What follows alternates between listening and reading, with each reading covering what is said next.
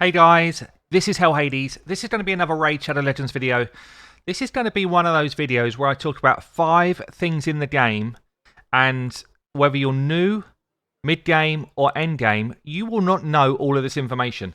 I'm going to cover buffs, debuffs, auras, gear sets, and affinity power.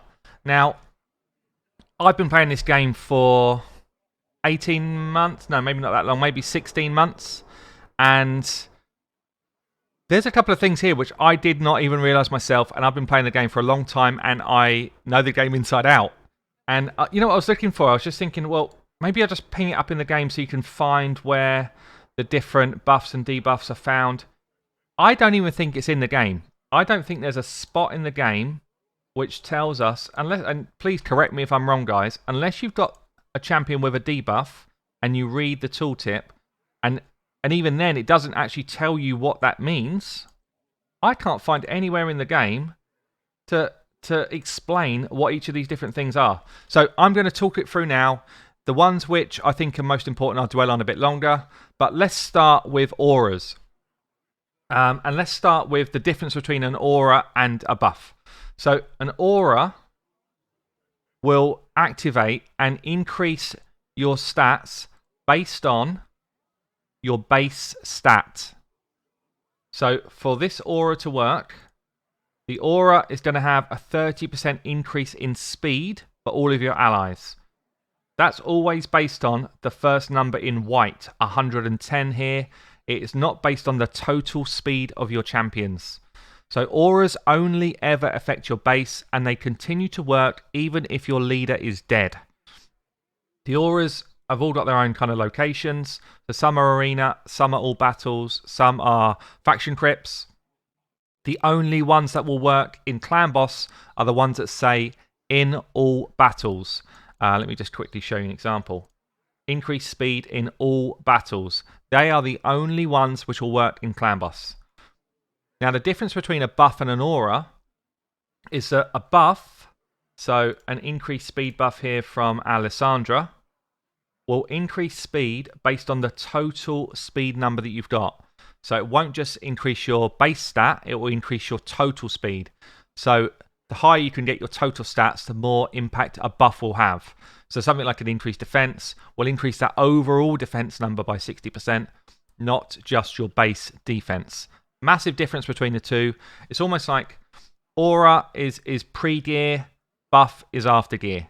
Okay, so that's auras covered. I think the next one I'm going to do, because another quick one, is gear sets. I get asked this a ton of times. Like, I'm asked it all the time. Why don't you throw X in a stun set because they've got multi-hits? Why don't you do this? Why don't you do that? Let me just explain a couple of things. So let's pull up stun sets. All gear sets, all of them, have a chance to place the debuff. Okay? 25% chance to place sleep. Let's find stun. 18% chance to place stun. Taunt or provoke. 30% chance to place provoke. What that means is there is one calculation that happens. One calculation. No matter, even if someone hits 20 times, it makes no difference. It happens once on the first hit, whether you land that debuff or not. So the difference between and basically this does not add to a chance to provoke on a champion as well. So if a champion's got provoke in their kit, there's 2 separate calculations that happen. The skill and the gear set calculate differently. So gear sets, I've got one chance to place. If someone hits multiple times, it makes no difference. It happens once and that's it. And then you've got gear sets which are offensive. So when you hit with provoke, you've got a chance to place. When you hit with stun, you've got a chance to place. But frost set is different. Frost set is a 20% chance to place freeze debuff on the attacker. So when someone attacks you, they've got a chance to be frozen, not when you attack them. So I think if anyone's got any questions on gear sets particularly, put them in a comment below. There is a tooltip on gear sets. How do you get into it again? There is a tooltip somewhere on gear sets. How do we find it again? This is so counterintuitive, it's actually insane. I think maybe you have to go to upgrade. Yeah, going to upgrade, then there's a little icon here. It tells you what could possibly roll in different gear sets. So, for example, you cannot roll defense percentage on a weapon. You cannot roll attack percentage on a shield. It shows you all of the main stats you could get from gloves, chests, etc., and then all the substats. It also shows you the main stats you could get from rings, amulets, banners, and all the substats. This is worth being well aware of it because a lot of time you're thinking, oh, when am I going to get one of these crit rate amulets? Well, they don't exist. So this is actually a good place to come and have a quick look. It also comes down and shows you, if we keep scrolling down, what the different gear sets do. So, and interestingly, there's more information here than there is written on the actual little tooltip on the gear. For example, destroy set, which is already terribly bad. This set decreases the target's max HP, blah, blah, blah. When attacking with a destroy set, the target's max HP cannot be decreased by more than 8% with each attack. And the maximum you can drop someone's max HP by is 40%. So that's not written anywhere apart from in this these couple of paragraphs. So if you're unsure what a gear set does, this is the place to come and have a look. And there is some weird sort of nuances with a few of them like that. So definitely be sure to come and check them out. So next one then I'm going to talk about is what have we got left? We've got buffs, we've got debuffs. There was one other one that I wanted to do. Oh yeah, affinity stuff. So there's a very cool group that I'm a part of, which is going to be added to my Discord. But basically it's just an affinity guide. And all of this is in the game, but it's actually really not widely known. So the basics are, this is widely known. Red beats blue, blue beats green, green beats red, and then void is kind of like neutral to anything. So this is what people don't understand. On a weak affinity, so if I'm fighting against my weak opponent, so green trying to go up against blue, firstly, you get 20% less damage. Flat. That just happens. You get 15% less crit rate. Flat. And then you get a 35% chance to hit with a weak hit. What does a weak hit mean? It means that you cannot apply any debuffs for that turn. And it also means that you'll get 30% less damage. Again, so it's cumulative then to this other 20. So you actually end up doing a ton less damage to weak opponents if you get a weak hit, which is why they come up in white and why the numbers are so poor. Neutral affinity is no disadvantage or advantage. Strong affinity, you get plus 15% crit rate. Yeah? Plus 30% chance to hit a strong hit. And then a strong hit gives you 30% more damage. So if you were using Royal Guard in Spider 20, and Royal Guard is blue, Spider 20 is green, so he gets strong affinity calculation. Firstly, you don't need to build to 100% crit rate. You can build to 85 and you're still going to get 100% crit chance. Secondly, you're going to do more damage. And then there's a reverse, obviously. If you're trying to do big hits in the arena and you're going against your opposite affinity, naturally you'll get less damage. Naturally, you'll have a chance to not crit. And if you get a weak hit, it even further scales down. So a lot of people don't know these numbers. A lot of people did not know and do not know that you can build to 85% crit rate on a lot of champions if you use them in certain areas of the game. So I thought that's quite interesting. I thought I'd throw it in. The main sort of thing I want to focus on, though, is buffs and debuffs. And this video might go on a little while. Sorry if it does, but a lot of people have been asking for this topic. So buffs and debuffs. I cannot find anywhere in the game where it tells you what a buff or debuff does. Now, there is somewhere, again, in the Plarium forums, and there's also some stuff that's going to go into my Discord related on this. But some of these things you will not know. Even if you played the game for a long time, you will not know some of these weird kind of interactions with buffs and debuffs. So, first thing to say, a buff can be cast on your team and does not need accuracy or anything like that. It just happens. It will just happen when they get their turn. Unless someone has put block buffs on you. unless an enemy has put block buffs on you, they will just go. Debuffs always need accuracy to land. So if you're trying to land it on a mob, on a boss, whatever, they always need accuracy to land. And there's always that chance of the affinity stuff coming in. So if you're up against a weak affinity, you're fine. If you're if you're the weak affinity, there's always a 30% chance, 35% chance of a weak hit, which means that you won't apply your debuff. So 1 in 3, just over, chance that you will not apply your debuffs to an enemy, even if you've got enough accuracy. Okay, so let's talk through some of these buffs then. So we've got ally protection. This is an interesting one. So ally protection depends on which one you've got, but you basically you take the damage from your protected friend. That's probably the best way to describe it. Things like poison do not trigger, so you do not select steal some of that poison damage. Now, defense values for mitigating damage do apply for each of their own champion pools. Also, things like stalwart gear does affect ally protection. So if you've got stalwart gear which reduces your damage by 30%, you will instantly reduce damage by everyone's incoming damage by 30% if you put it on somebody wearing somebody who is buffing with ally protection. So Skull Crusher has ally protection. If he was in stalwart gear, he would absorb the damage from the team, but he would absorb 30% less damage than he was meant to. Just quite an interesting interaction. It also stacks with other buffs like a Whirlim strengthen buff. So there's a lot of ways that you can actually start to mitigate a ton of damage with ally protection when you integrate it with something else. So there's some interesting things in the game. I'm probably going to do a bit more work on this because damage mitigation is quite a fun topic, and there's a few champions out there now that do different kind of versions of this.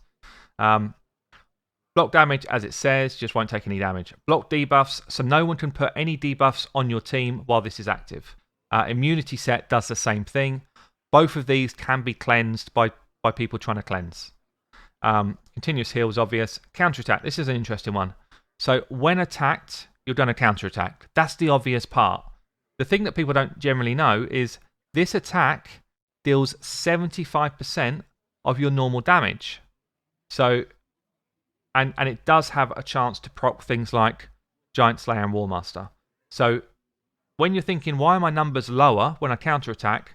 They always will be. You'll hit for 3/4 of your normal damage. Increased attack is obvious. Increased crit is obvious. Same with defense. One thing with all increased attack and increased defense. So if you're increasing the attack of a defense-based champion, they will get no additional damage. You need to increase defense of a defense-based champion to push their damage up. Yeah? So attack-based champion gain damage here. Defense-based champion gain damage here. All champions mitigate more damage here on them. And HP-based champions don't have a way in the game at the moment to increase their damage through a buff like this. Increased speed is obvious. As I said, it's on your overall speed, not your base stat. Reflect damage at the moment is pretty poor in the game, but basically you so any champion attacked with this buff will reflect 15 or 30% of the damage back to their attacker. This seems to be massively mitigated by PvE content, whereas if you use it in PvP, it seems to work properly. It seems very odd in PvE. You know, if these guys are hitting you for big numbers, they don't seem to be getting hit back for big numbers. Revive on death is pretty obvious. Although worth seeing, you revive with 30% HP and no turn meter. Shield, pretty obvious. Artifact shield. This is interesting. Artifact shield and shield can stack. They're two different buffs. If you've got two shield champions, Miscreated Monster and Santa, Sonic, their buffs do not stack. But if someone's in a shield set and then you bring in someone like a Santa, those two shields can stack. So that's interesting. Unkillable, it's pretty obvious. Veil, this is something as well. It's fairly new into the game, so people might not know it. Veil and Perfect Veil reduce the damage you take. So it's a passive. Once it's on you, you will take less damage. Veil is 7.5%. Perfect Veil is 15%. So if your whole team's got a Perfect Veil on, everyone's taking 15% less damage. Flat decrease. Flat decrease. Increased crit damage is pretty obvious. Strengthen is just like a passive. I will take less damage. I will take 15 or 25% less damage across the board from everything that comes at you. Right, so let's go on to debuffs then. Block buffs, pretty obvious. You throw it on somebody else, they can't put buffs on themselves anymore. Block cooldown skills. So this is an interesting one. Prevents the champion with a debuff from using active skills other than their default. So the terminology is actually not that clear. What it's saying is, basically, when this is on someone, all they can do is use their A1. When it's on, all they can do is A1 the whole time. Very effective ability. Block healing, it's pretty obvious. Bomb, pretty obvious. Obvious. So again, you've got the attack and defense 2 here. If you put decrease attack on someone that is a defense-based champion, they will still do the same amount of damage to you. If you put decrease defense on an attack-based champion, they'll still do the same amount of damage to you, but you'll hit them harder. So generally the defense-based ones, decreased defense and increased defense, are more effective than the attack-based ones because they do something to everyone. Decreased speed is obvious. Freeze. This is an interesting one as well. So again, you might not know this. When someone is frozen, their cooldowns will not refresh. So if someone's got a 3-turn cooldown and they're frozen, when the freeze wears off, they've still got a 3-turn cooldown after using that turn. It's a really effective debuff. Also, anyone who is frozen only takes 75% of the damage they should. Just imagine you've got someone frozen and you're counter-attacking from an AoE hit or something, and you go in to hit them. They will take 75% of the normal damage because it's a counter-attack, and then 75% of that damage because they're frozen. So actually your damage creeps down. HP burn is probably pretty obvious, although it's about someone's max HP, so this hits a lot harder to people with high health. Leech has been buffed, so you now get 18% life steal, and your whole team get that life steal. Not just a person who puts Leech out there, the whole team life steal when they hit someone with the Leech debuff. Poison's obvious. Provoke is a taunt, basically, so you're taunting everybody into one place. Pretty obvious. The person that is provoked can only use their A1. Again, I think it's obvious, but in case it wasn't. Sleep. Why is sleep the worst debuff out there? Basically because you can wake people up and it doesn't, and they just carry on as normal. Their skills can cool down whilst they're asleep. So again, it's let me just see any passive skills that heal the champion. Let me just make sure I know this right. Continuous heal and poisons work as normal. Yeah, okay, everything works as normal. Any incoming damage the champion receives automatically removes sleep. So they take the normal amount of damage, but you can wake them up, basically. Stun. So stun's a bit like the freeze, but you do full damage. So you do full amount of damage, but cooldowns are not refreshed when someone is stunned. It's a great debuff. It's probably the best debuff because of that.